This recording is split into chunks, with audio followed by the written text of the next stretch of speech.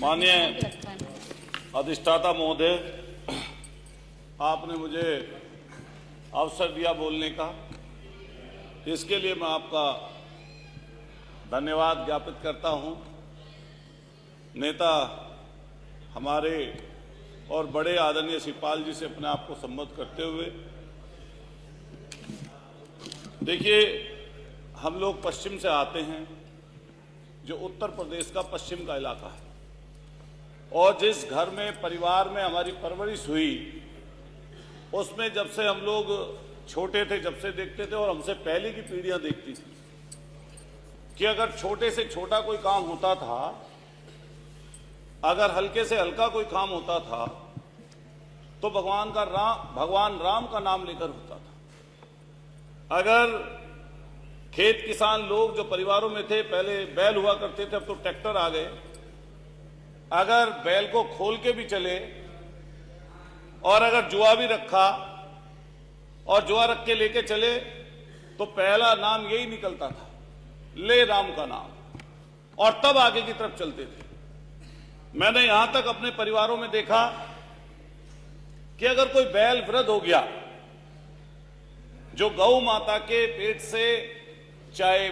बैल के रूप में और चाहे गौ माता के रूप में जो भी आए, अगर बैल घर में होता था, तो बैल के आखिरी समय तक, जब तक उसके प्राण न निकल जाए, यहां तक की भी स्थिति मैंने देखी कि गंगा जल डालते थे कि इसकी मुक्ति मिल जाए, और फिर उसको अपने खेत पे ले जाकर दफना देते। ऐसी स्थिति की तरफ से हम लोग आते हैं। लेकिन ऐसा लगता है कि भारतीय जनता पार्टी के लोग इकलौते सनातनी हैं, और ये दम भरते हैं इस चीज का, और हमेशा ऐसी भाषा, ऐसी चीजें इनकी जबान से निकलती हैं जिससे लोगों का दिल दुखे, लोगों के मन मस्तिष्क में नफरत आए, और लोग बुनियादी मुद्दों से दूर हो जाएं। महंगाई की बात ना हो, खेत किसान की बात ना हो, शिक्षा स्वास्थ्य की बात ना हो, जो लोगों की जरूरत की चीजें उनकी बात ही ना हो, इसलिए ऐसे सुगुफे छोड़े जाते हैं। अभी 3 दिन पहले माननीय नेता सदन, माननीय मुख्यमंत्री जी की तरफ से जो शब्द निकला, मैं ये कहना चाहता हूं आपके सदन के माध्यम से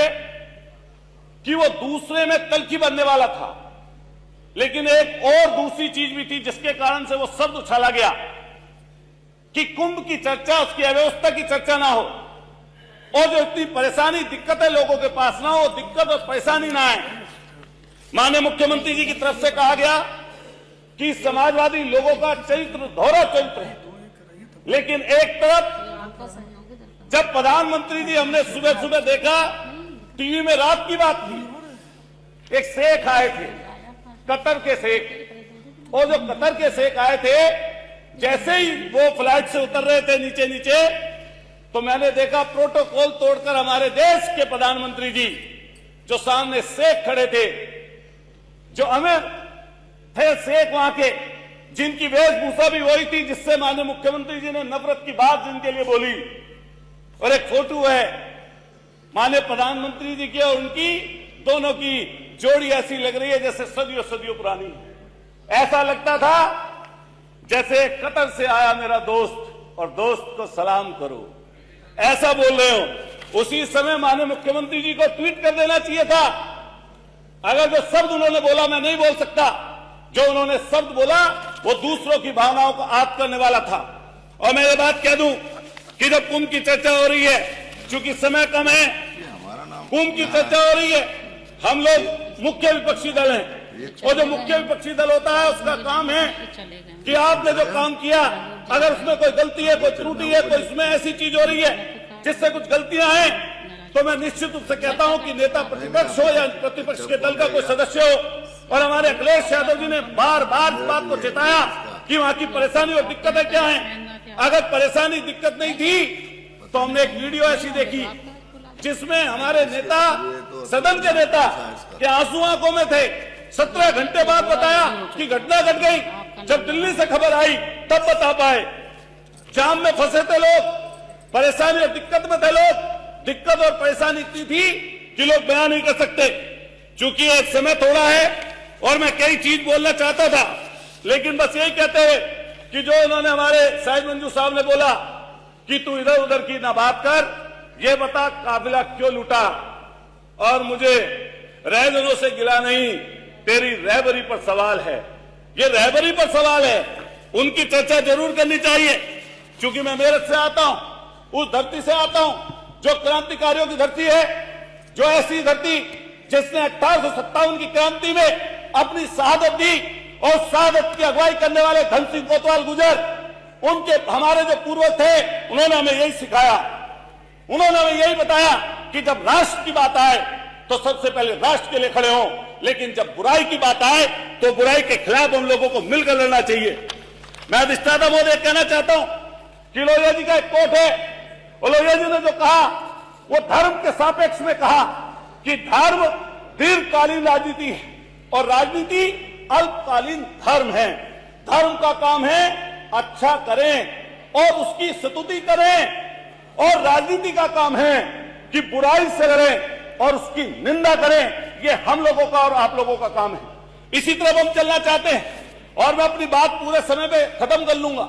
मान्यवर, मैं कहना चाहता हूं, क्योंकि मैं मेरठ से आता हूं, मेरठ की 2-3 बड़ी समस्याएं पिछले अगली 1 मिनट में खत्म कर दूंगा। हमने रिंग रोड के लिए कहा, रिंग रोड के लिए 8 साल से प्रयास हो रहा है, पूरे 7 मिनट तक रिंग रोड के लिए प्रयास हो रहा है, लेकिन इतनी बड़ी सरकार है, ये कहती है कि पश्चिम में तो बहुत पैसा है, उसकी कोई चर्चा नहीं करना चाहता। हम मेरठ के रहने वाले हैं, हमारे यहाँ पूरे पश्चिमी उत्तर प्रदेश में गन्ना खड़ा है, और गन्ने के किसानों की स्थिति दुर्दशा बहुत भयंकर है। पिछले 5 सालों में एक बार गन्ने का रेट बढ़ा अधिष्ठाता महोदय, और इस बार मायूसी लगी लोगों के हाथ। कम से कम 500 रुपए का रेट इस सरकार को करना चाहिए था। जब माननीय नेता सदन में बोल रहे थे, बस खत्म कर रहा हूं, कंक्लूड कर रहा हूं, जब माननीय नेता सदन बोल रहे थे, मुझे लगता है इतनी चिल्लाकर धन्यवाद आपने सामने वाला जरूर बोलेगा कि हम गन्ने का रेट बढ़ा रहे हैं। मैं अपनी बात खत्म करते हुए ये बोलना चाहूंगा, श्री वाचस्पति जी, मैं यही अपनी बात मान्यवर खत्म करते हुए कहना चाहता हूं कि नीम के रस में मिला जब जहर मीठा हो गया। सुन लो एक बात, नीम के रस में मिला जब जहर मीठा हो गया, झूठ इस कदर बोला कि सच्चा हो गया, झूठ इस कदर बोला कि सच्चा हो गया। इतना सच बोल कि होठों का तबस्सुम ना बुझे,